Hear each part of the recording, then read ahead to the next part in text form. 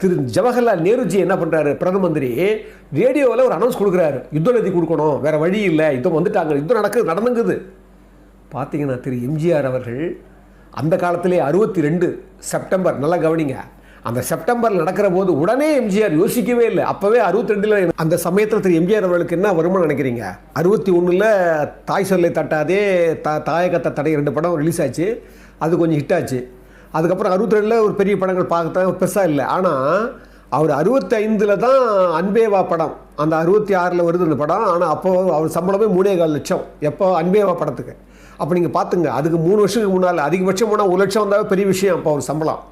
அந்த சமயத்திலேயே திரு நேருஜியை வந்து ரேடியோவில் சொன்ன உடனே அவர் என்ன பண்ணுறாரு, 75,000 நிதி கொடுக்கறதுக்காக ஒரு 25,000 ரூபா ஒரு அட்வான்ஸ் மாதிரி எடுத்துக்கிட்டு, ஒரு செக் எடுத்துக்கிட்டு நேராக திரு காமராஜர், அப்போ சிஎம்மாக இருக்கிறார் கர்ம வீரர் காமராஜர் அவர்கள், அவர் சிஎம்மாக இருக்கிற அந்த அந்த அந்த பீரியட்